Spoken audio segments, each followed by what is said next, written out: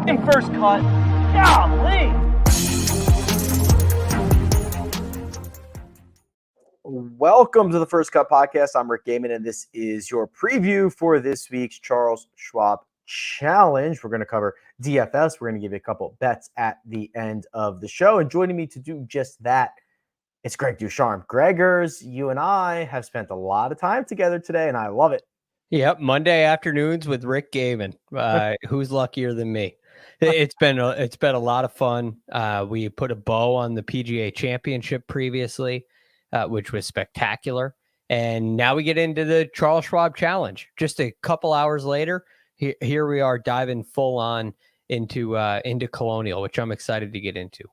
That's right. Hopefully everybody has enjoyed what was a lot of coverage from the PGA Championship. And then, we're going to try to do the best that we can to keep the schedule as normal as possible for Colonial, obviously, with a lot of us traveling back and things of that nature. It'll look a little bit different, but hopefully the information will be just as valuable. Now, before we get into this, it's a pretty decent field, Greg. We've got Scottie Scheffler anchoring this field. There has been, I don't want to say an expectation that he was going to WD, but as of now, he is still in this golf tournament.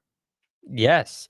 And apparently his arraignment, which was scheduled for Tuesday at 9 a.m., is rescheduled to June 3rd. I don't know what exactly that will entail, but I did see Bob Herrig report that today.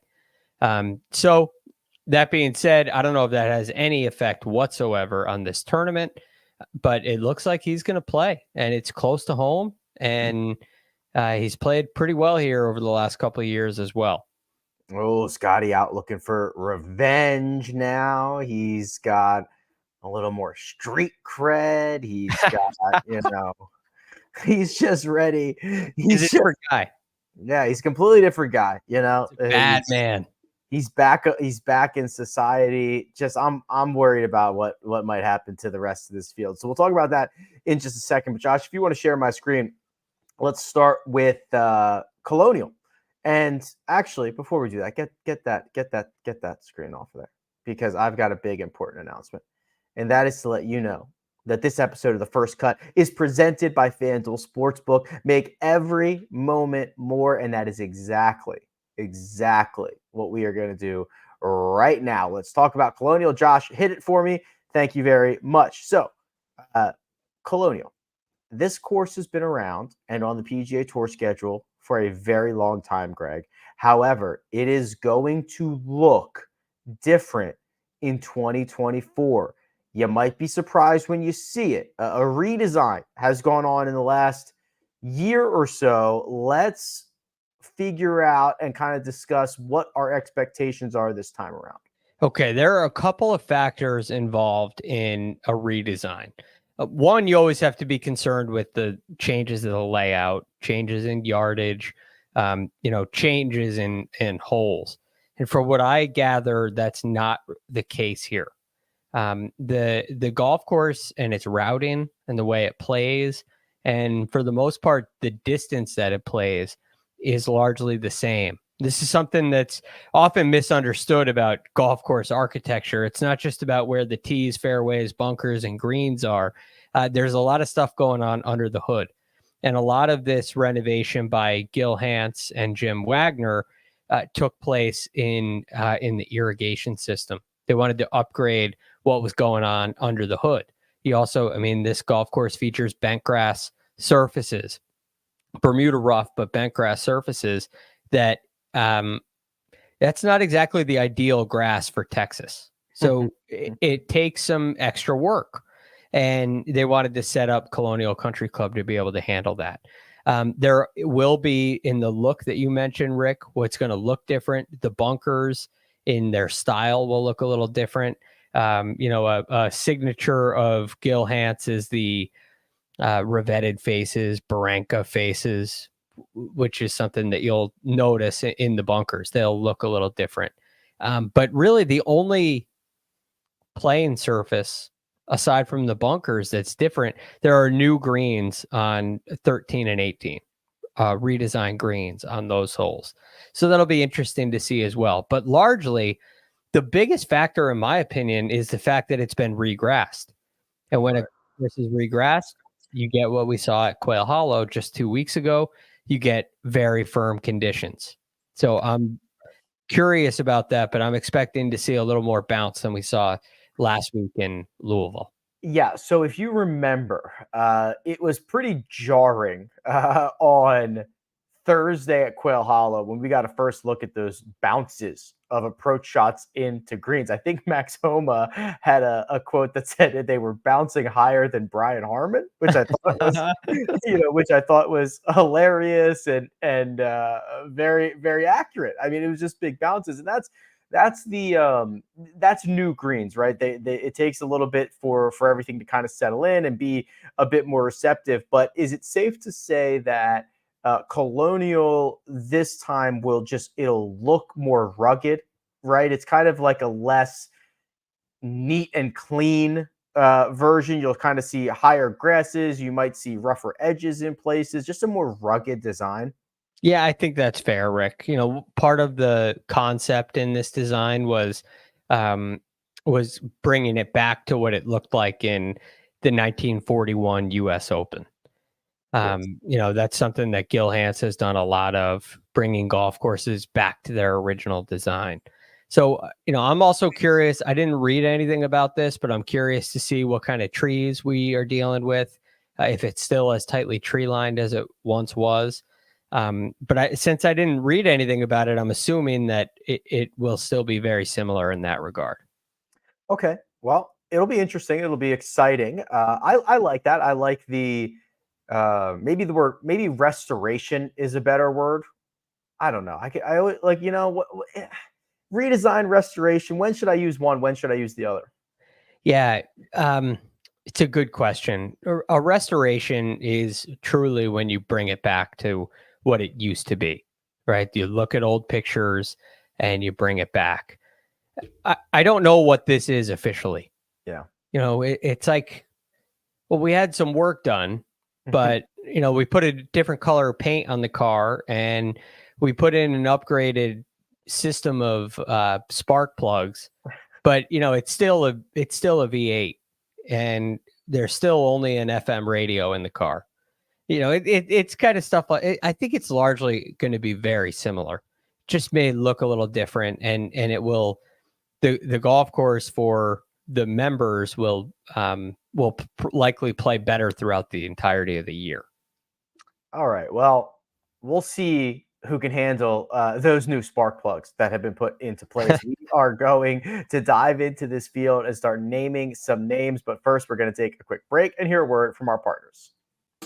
Two big boys getting ready to play. Big being the operative word here. And here they come.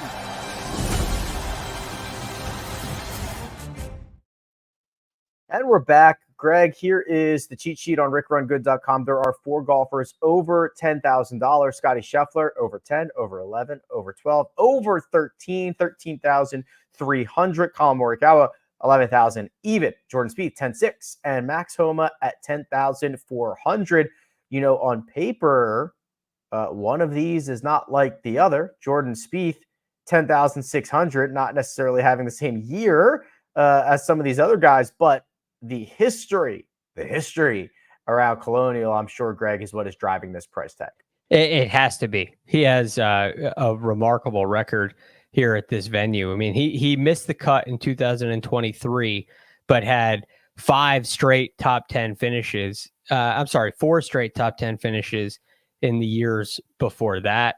He won here in 2016, which was surrounded by a pair of T2s on either side of that. His first start here was a T7. This is, it's known to be Hogan's Alley. But, you could come up with a name for Spieth here. Maybe there's a Spieth section. Maybe it's Spieth's spark plugs. There you go. There you go. Maybe we had another win after this renovation. I don't think that'll be catching on anytime soon. But how concerned are you about the state of Spieth's game leading into a golf course with really good history like this? I liked a lot of what I saw last week. I like what I've seen with his driver, which is a very welcome sign. He has played well here in the past without his game. Many of those years before last year when he missed the cut, those 4 years prior were not exactly, peak Jordan Spieth. And he still put together great performances. I thought he did a lot of things really well last week as well. The big concern for me is just this wrist. It feels like such an unknown. And when you look at this $10,000 price range, unless there's a sudden Scottie Scheffler withdrawal, it's hard for me to take the risk on Spieth. I feel like Scheffler is a much safer play with higher upside as well. Okay, so we can look at Scottie Scheffler's profile, and as you can imagine, it's jaw dropping. Yeah, it all looks like typos, quite frankly. That's the only way I can describe his profile. The T8, and that included basically the worst round from Scottie Scheffler that I can remember, which happened on Saturday, amongst other things, off the golf course. But assuming he tees it up, 13,300 is the same price that he was at Harbor Town. He won that event. He was 13,000 even in Houston, Greg. That was a T2. He was 13,200 last week. That was officially a T8. So it is a price we've seen. And then if you look at his outright odds, last I checked, he was plus 280 to win. That was probably last week was probably the first time he wasn't in the optimal lineup since February, the middle of February. Just to give you an idea, right? He's worth the price. Mm-hmm. And you think about all that took place during that Saturday round that's behind him now, having Ted Scott on the bag for 4 rounds. I mean, he shot 67, 66, 65 in the 3 rounds where Ted Scott's on the bag with him. Yeah. And there's a 73 the day after going to jail with all that hoopla going on and no Ted Scott on the bag. Like, that's the day when you need your caddy. I didn't think that was a big deal going into the PGA that he wasn't going to have Ted Scott for one day. But I also didn't think there would be such a high emotional situation. That's behind him now. And you look at, we didn't talk about this as I was rambling about the renovation restoration that's gone on at Colonial, but this golf course asks for precision off the tee. Right? Don't necessarily have to hit the fairways, but you have to be accurate off the tee. More important than distance. Scottie is long, but his biggest asset is his accuracy off the tee. You look at what's important with iron play. I mean, I think greens of regulation is really important here. There's no one better at than that with Scottie Scheffler. About 47% of approach shots come from 125 to 175. Scottie's first on tour from 150 to 175, and not too shabby from 125 to 150. So, I mean, he just continues to check every single box for me. Yeah, I don't think that Ted Scott, like you said, not being there for one day would have been a big deal had not everything else happened. I want to remind people, Ted Scott is a phenomenal caddy. Ted Scott and Scottie Scheffler are great friends. They are almost, I don't want to say one is a mentor to another, but they spend a lot of time on and off the golf course. They're both big into their faith, and they work on that on the course. I mean, or off the course when they're on the road. It is not just hey, I'll see you tomorrow at 9 a.m. and let's talk golf. It is a very, very tight relationship. Yeah. And there are days where you're playing golf and it's about golf. There are days where you need more than that. And having a I don't care if the fill-in Stevie Williams, right? You got to have someone that knows you, that knows what to say to you on that day. And also knows what club needs to come out of your bag based on how you're feeling, what you're showing. I think it was a big miss. The other two in this 10K range, Colin Morikawa and Max Homa, I still find it incredibly difficult to figure out Morikawa on a day-to-day basis, but he's starting to put together a lot better results. 5 consecutive top 25s. He had that. Oh boy, I'm trying to remember this. So the 2020 version of this event was one of the first events back. I think it was the first event back. It was the first event.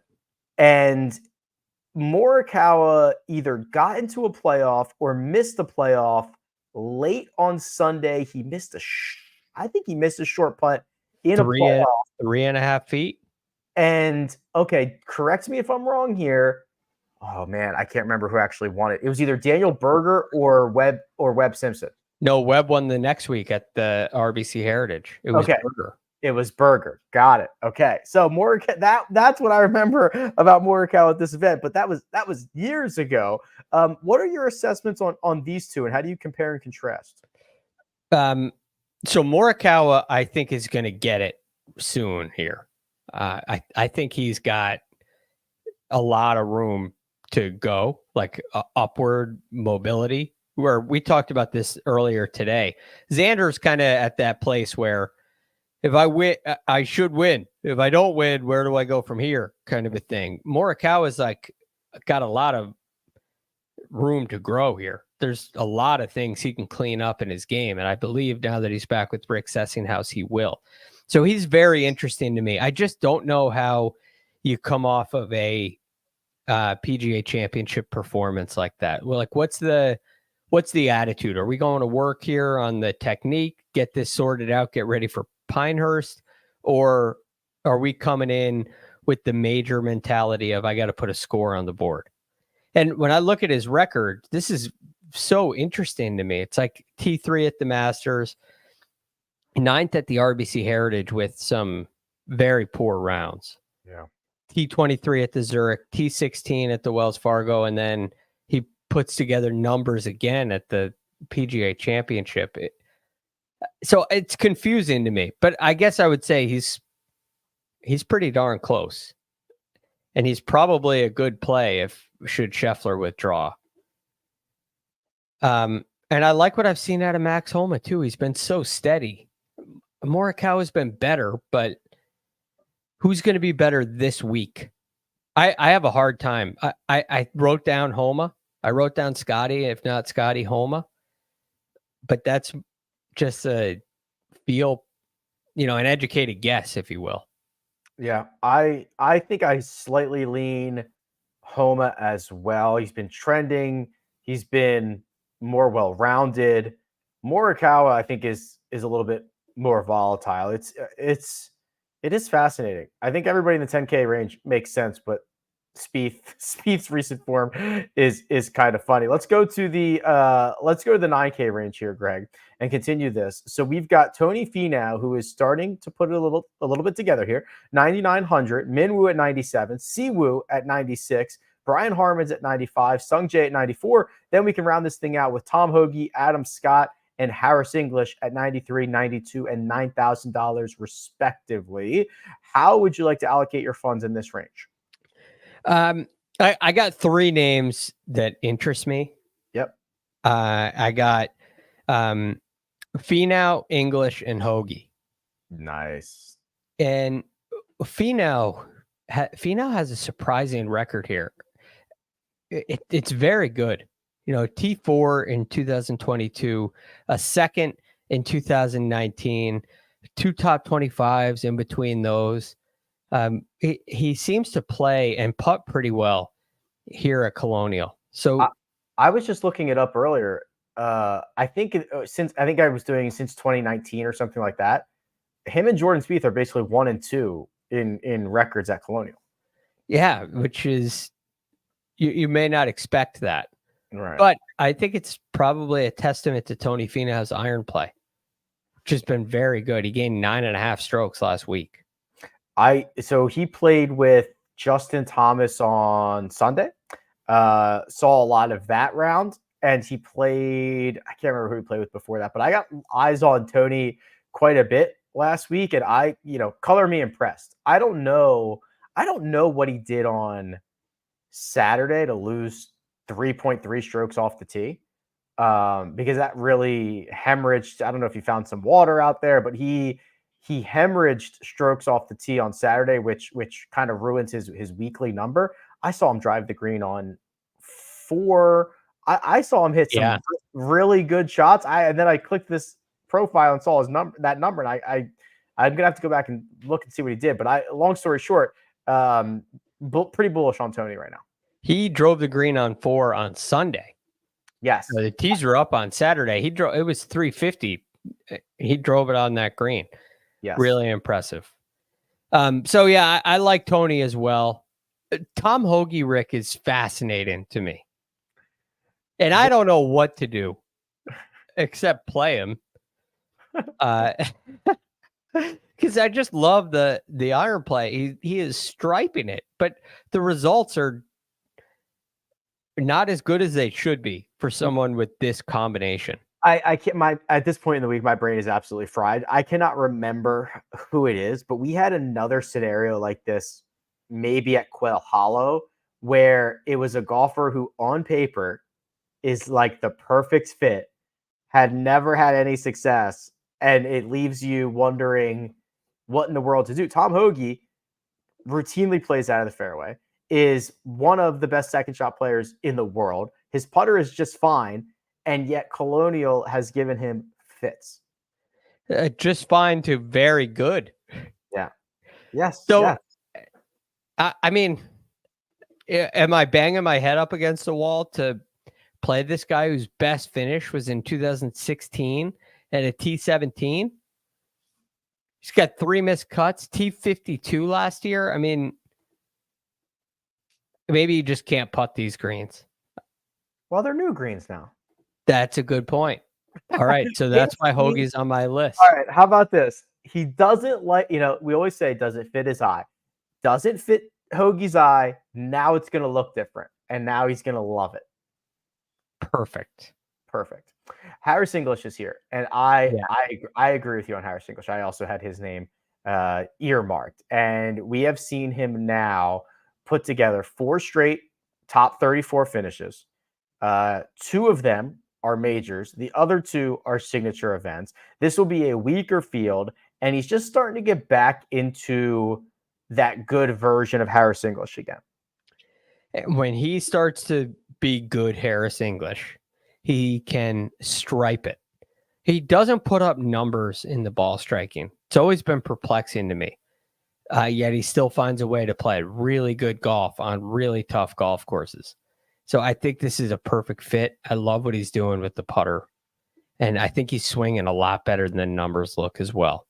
So this is really a recent form play more than anything, but Harris English is very attractive. Okay, we are going to continue this conversation. We are going to get into the 8s, the 7s, the 6s. We are going to release some of our favorite bets for the week. But first, we're going to take a quick break and hear a word from our partners.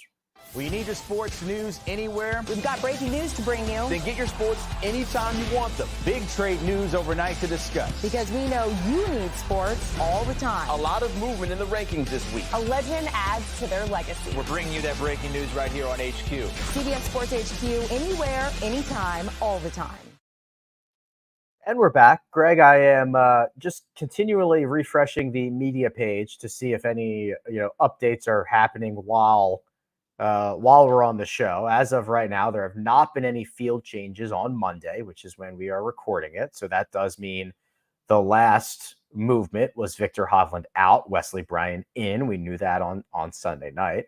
I do also see that the interview schedule is out, and Scottie Scheffler is noticeably absent from the interview schedule, which I guess he doesn't have to do a presser every single week that he plays, but he's the number 1 player in the world. He's made national news last week, and he's playing basically at home.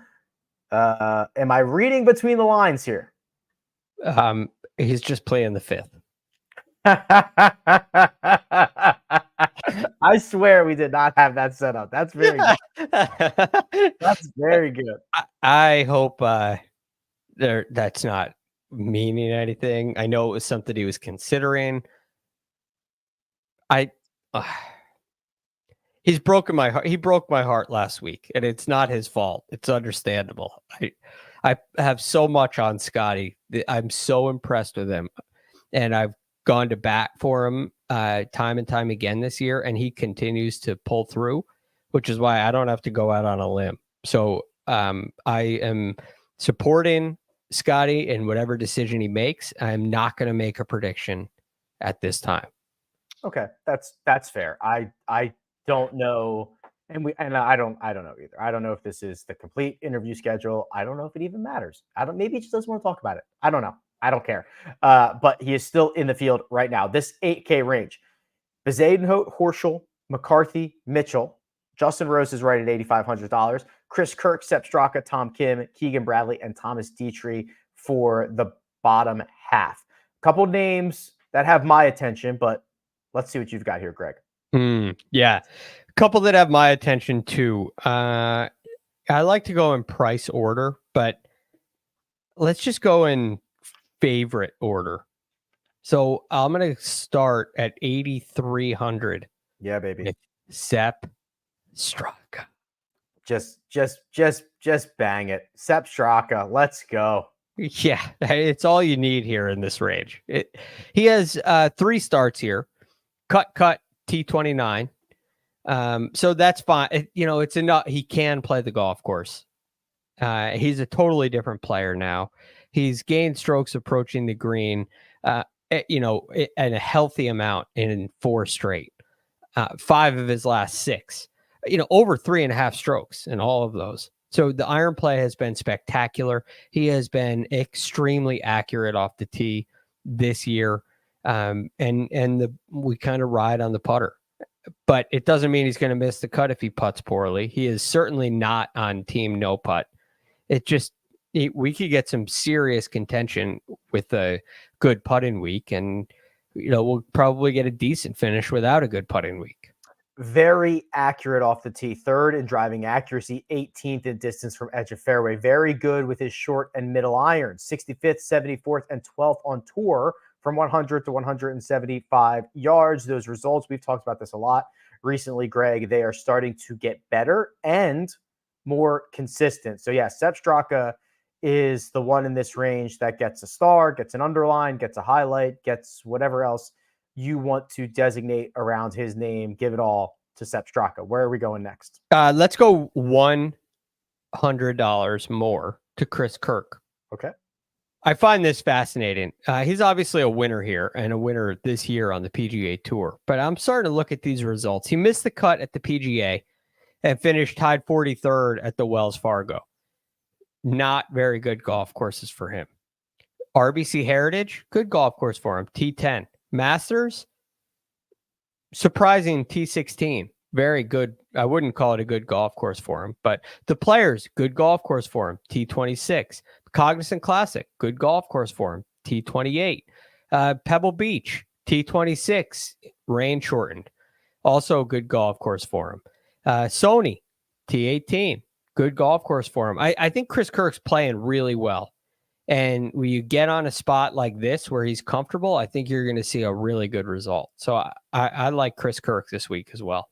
Okay, Chris Kirk is 8,400. I will just remind people that Keegan Bradley is 8,100. And I'm addicted. And also, I just think he's better than he's been playing. But he is starting to play now. 3 top 22 finishes in his last 4. He's made 4 cuts in a row. So I'm just like, he's hitting it better, Rick. Yeah, I'm tracking. We're getting close on Keegan. Who was the other guy that you had? Did you tell me you had a third guy? Yeah. Well, Keegan was one of them. I'm right there with you on that. Beautiful. I also am curious to get your thoughts on Bezadenhout and Horschel. Okay, top of the range. Yes. So pretty warm on Billy. A little less, but still warm on Seabez. The Horschel is so interesting. He is playing the best golf since he had that run where I think it was like a 16 event stretch or 15 event stretch or something where he won a DP World Tour event. He won BMW PGA Championship and he won, was it Memorial? Yes. That same like couple month period. This is probably the best golf since then. And I like the way that he's come. If you look at the last 36 rounds, it's Scotty Scheffler far and away better than everybody else, like 2 strokes better than everybody else, and then Billy Horschel. He won in Punta Cana. I don't think a lot of people realize that. Bezuidenhout, this is a guy that I just think is generally trending in the right direction and has been for the last couple of months. He missed the cut at the PGA Championship, missed the cut on the number. I'm not going to beat him up too much for that. The rest of his results, including some European Tour events, have been really good. So yeah, these are 2 guys that I'm certainly more excited on than average, but I'd probably give the nod to Billy if I had to only pick one of them. Yeah, I think that's fair. Billy, the thing I like about Billy in this great form, this great play, is he's made a noticeable change. Like this isn't random. He found out that his equipment, or discovered or adjusted his equipment by a significant amount, changed the lie angles on his clubs, and all of a sudden, boom, we start getting a lot more greens in regulation. Which a couple weeks ago, he was 7th on tour in greens in regulation. I think that was after his win. So I love what he's doing with his game. Let's continue with the 7K range, and there are a couple more. There's a 5K range for this week, so I'll lump the 6s and the 5s together. I won't list all these guys, Greg, but Akshay and Taylor Moore at the top. The middle of this range could get you an Eckroat or a Beau Hossler, maybe even a Lucas Glover if you're interested in that. And then the bottom of the 7K range, Robert McIntyre, Eric Cole, Brendan Todd. How would you like to spend here? It's a big range. I like this range. There's a couple I really like. One of them is Austin Eckroat. This feels like a absolutely perfect golf course for him. Austin Eckroat's very accurate off the tee. He's not very long. He has 1 start here last year. He finished tied 16th. His approach play, although the last 4 starts hasn't been great, he's still finishing respectfully. And I think his MO is really solid, really strong iron play. So I love what we're getting out of Austin Eckroat. His short game's been fine. His putting's been fine. I'm feeling pretty good about him. Putt's better on bent as well. Ah, nice. That's a very nice bonus. He's also Oklahoma State guy. He is, yeah. Yeah, so comfortable in this area of the country, if you will. Little more expensive than the Eck. Mark Hubbard. Fascinating to me. The Eck. Yeah. If you really didn't like him, you could say the Eck is giving you the ick. The ick. I recently learned what the ick means, by the way, which is kind of funny. It's a big deal. It's big now. The ick. Yeah. I was at dinner and I was eating. I had a bunch of my friends were with us. We had 3 couples together, and there was we got an appetizer, and so everybody takes some of the app, and there's 1 left. And I take the serving plate and eat mine off the serving plate. Okay. And one of the girls was like, the girls were all laughing. Like, it's giving me the ick. I had no clue what it meant. And you were like, I don't even know what that means. I'm just going to eat this. Why would I waste another plate? Right. Anyway, I digress. So yeah, the Eck, Hubbard. I got a question for you here, Rick. Okay. What is with Nikolai Højgaard? Oh boy, I don't know. Like he's at Nikolai Højgaard was in contention at the Masters, and all of a sudden he's at 7,300. He played on the Ryder Cup last year. Yep. Yeah. Well, he made a big number on 10, I think, on Saturday or Sunday. I don't remember what day. And he has not been the same since.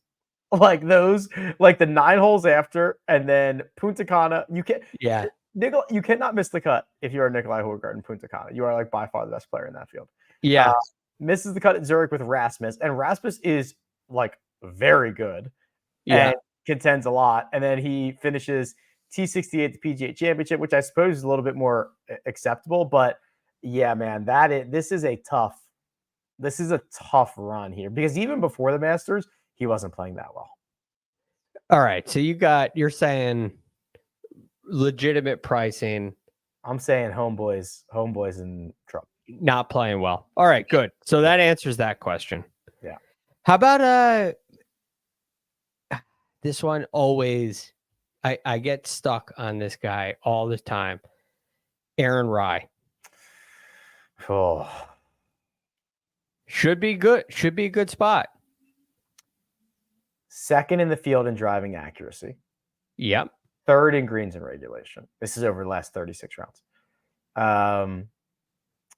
Fairways and greens.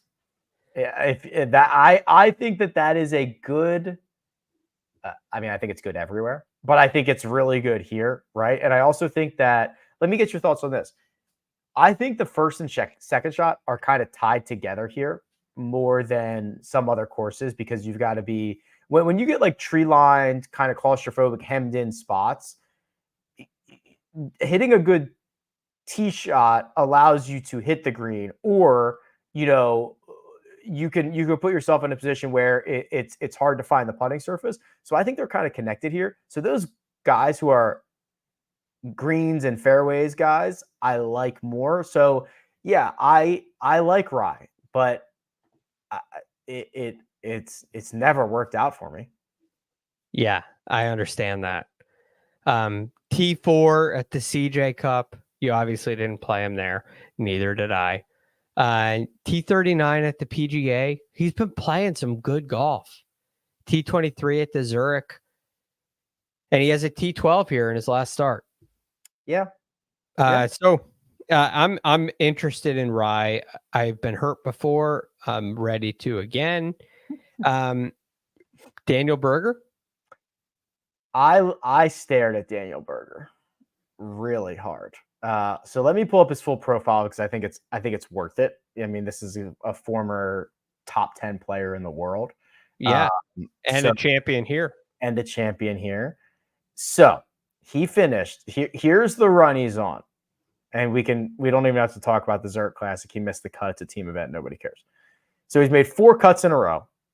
The last 2 are T13 at Byron Nelson, which in my opinion was the most encouraging stat profile that he's put together to date, where he gained throughout the bag, something that Daniel Berger at his peak did. And it was even weighted towards very good ball striking and it less of a reliance on the short game. So that is about as perfect as a stat profile as I could have asked for at Byron Nelson. He then followed that up with a T36 at Myrtle Beach, where the result should have been better, but he gained over 5 strokes on approach, kind of lost a little bit in the short game, and that that thing's a birdie fest. You got to just go absolutely nuts at. So, long story short, long-winded opportunity to say, if you're trying to catch Daniel Berger's first top 10 back, this feels like the spot to try to catch it. Yeah, I think so too. Rick. It's kind of exciting because he's been hitting it a little better, and this is a good spot for him. And I don't think you have to fill it up. Some year, 20 under one here when Justin Rose did it, but this could be single digits. This could be a 9 under winning score. That's a good thing for Daniel Berger, in my opinion. 3 straight top 25s here with the win. Right. It's a good record. So I'm very interested in that. I got one more, and then we can move on. Fire away. Unless you got some. Davis Thompson is the only one that I just like. I play Davis Thompson every week. So yeah, me too. Okay. Love Davis Thompson. But Lee Hodges was my other one. He's at 7,200. Played great. He's fist pumping all over the place at the PGA. Finished his T12. But he played pretty well at the Wells Fargo as well. Is he a better player than he's been? He won the 3M Open running away. Mm-hmm. And I'm wondering if we're starting to get back to golf that Lee Hodges is capable of playing. He he's the opposite of a lot of guys, where if you don't look at any stats and just watch him, like he passes the eye test. But then you look at his results and you're like, why is this guy not contending more? Right? He's just like a stone flusher. Love the way he plays. Great mentality out there, but it doesn't line up. So I find him difficult to handicap. I love the two most recent results, what you described, and now he's going to get a really weak field that he should, or not a super weak field, but like a weaker field that he should be licking his chops in. Yeah, I'm happy about it. Let's find some value.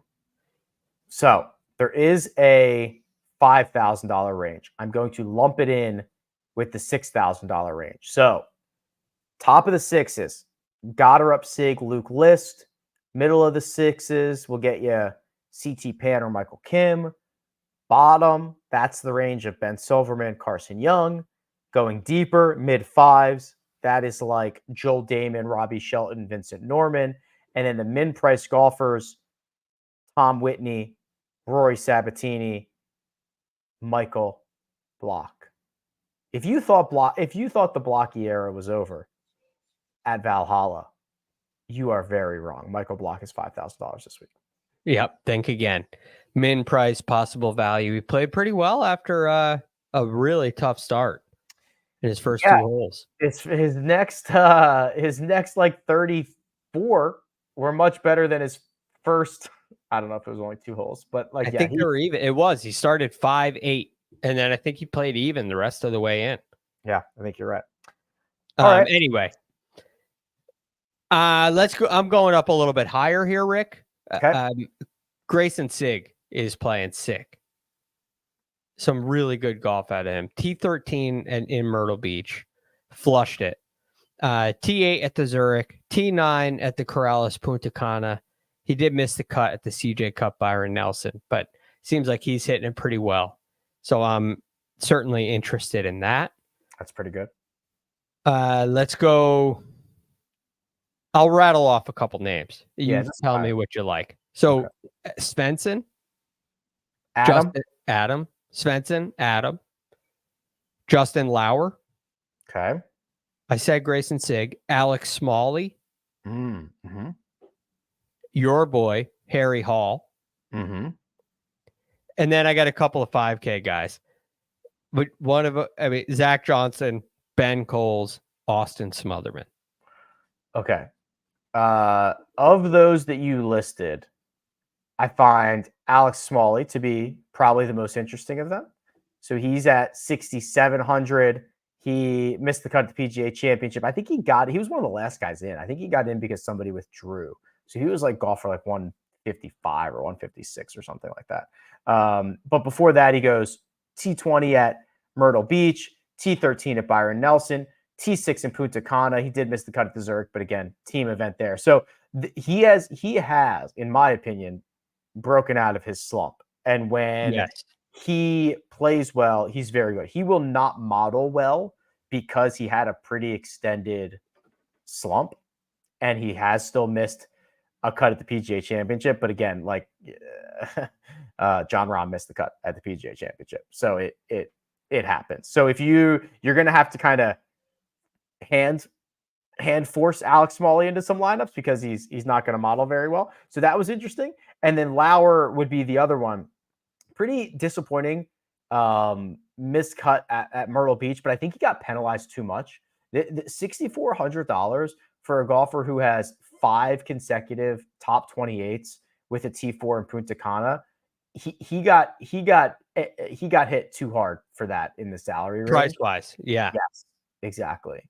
So those are the two that I'm most excited about. I then throw out Jorge Campillo, who was T4 in Myrtle Beach, T24 at the Byron Nelson, T18 at Punta Cana, well-rounded guy. That I throw him out there, but very happy to roll with a couple of those guys that you mentioned as well.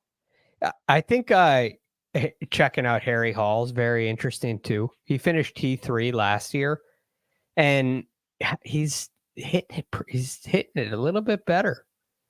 He's gained strokes in his last 3 measured events approaching the green. I don't know if I've ever seen that from Harry Hall. You probably have not, because he is very reliant on the short game.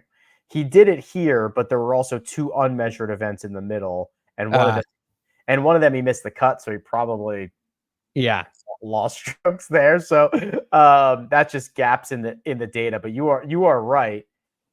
This is a turnaround for somebody who is mostly a short game specialist. Yeah, and at 6,400 with a great short game on a golf course he's only seen success on, even though now it's different, could be worth it.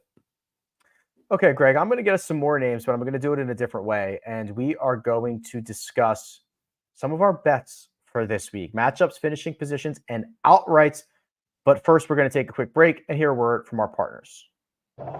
There are some things in life that you can't quite explain. An extraordinary story. Maybe it sounds flawless, looks effortless, or makes you feel like a part of history. The first ever goal for BFC. And when all of those phenomenons come together, it's perfect. Pitch perfect.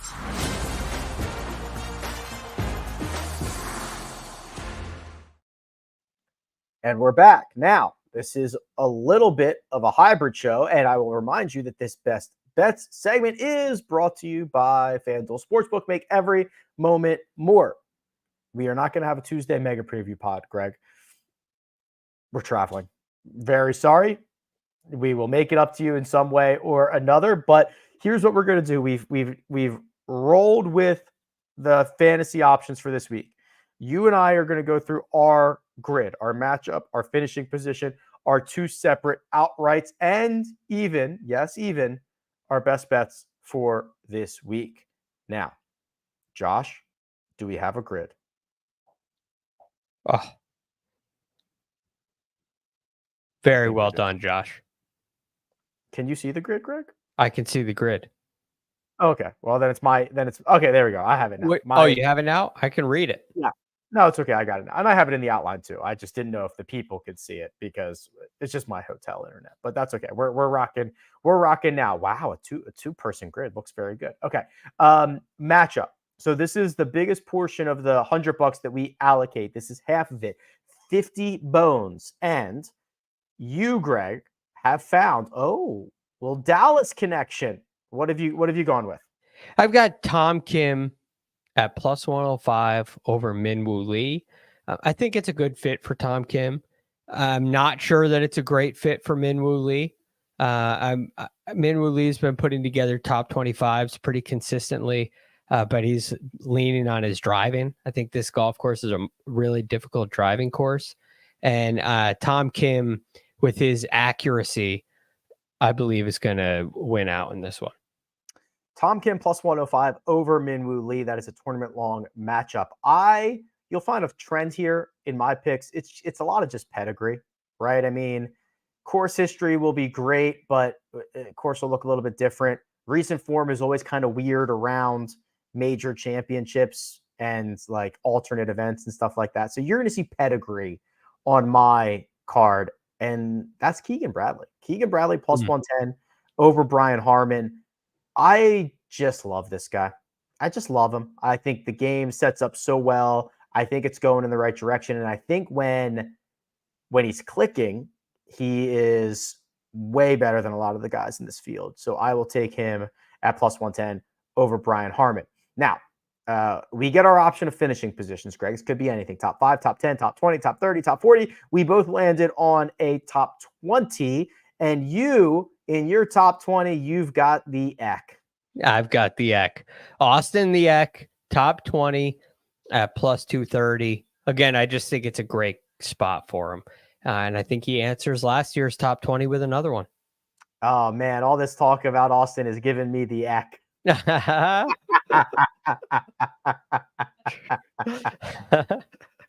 Plus 230 to finish inside the top 20. I also found a top 20. I got shorter odds, plus 160 on Harris English.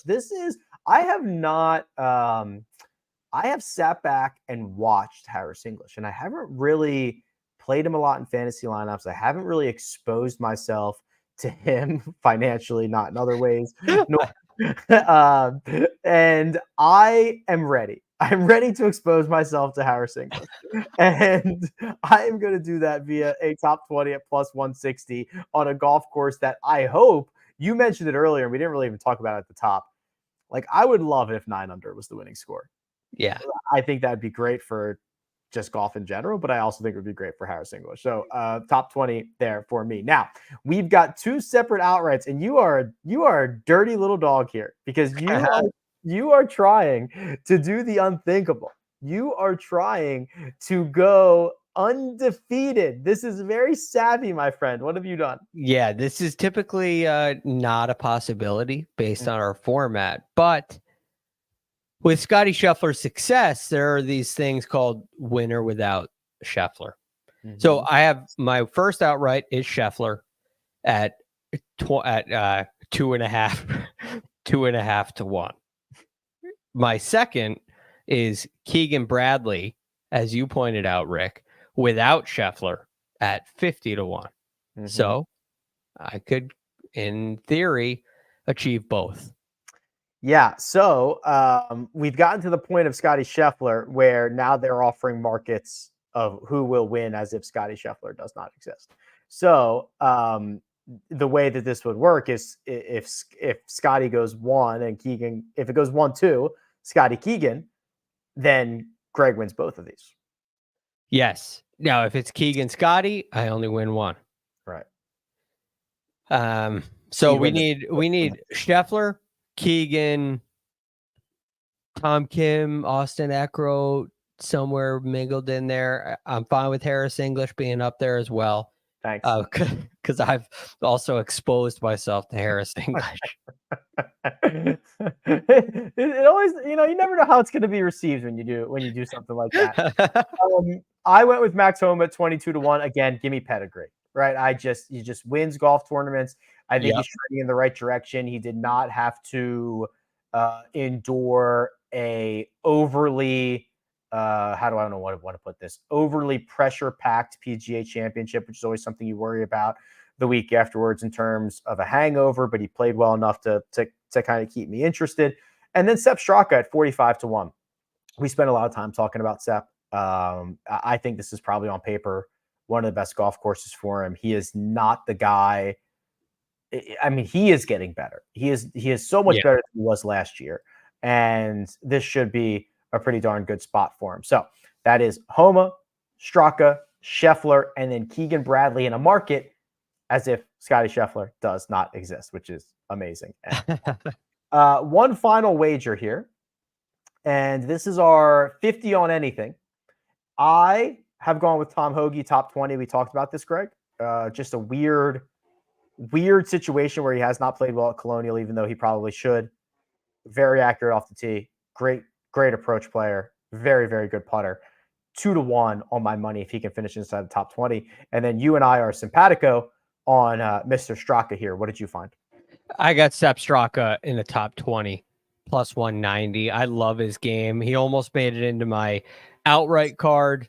And if Scottie Scheffler really didn't exist, he probably would have been in there. But I need something surefire here. I'm still in the black, but not by much. I had a tough week at the PGA, and we need a big turnaround here this week. You and me both, brother. I don't think I've hit one of these in like 2 months, and I'm hemorrhaging right now. So we're gonna have to get this figured out and turned around. Then we're gonna do it. We're gonna do it in Texas. Now, for those wondering, there will not be a Tuesday mega preview pod. Josh will release the one and done selections in advance of the tournament. He's going to tweet them out, and he's also going to put them on the YouTube community tab where those like posts are. So that's the Golf on CBS YouTube channel, and the First Cut Pod on Twitter. And that's where you'll get all these great bets, the one and dones, and all the other great stuff that was brought to you by FanDuel Sportsbook, where you can make every moment more. Thank you very much, FanDuel. Love those guys over there. And That's it, Greg. Good stuff, Rick. Very good stuff. I hope your travels go as planned. Hope you make it back safe. And we'll be back with you for our round by round recaps. Yeah.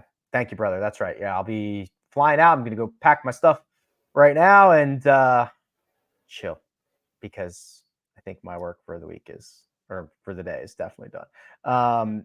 Thursday, Friday, Saturday, Sunday, round by round recaps. Producer Josh doing all the hard work behind the scenes. That right there is Greg DuCharme. You can find him on Twitter at The Real GFD, and you can find me at Rick Run Good. This has been The First Cut. We'll catch you next time.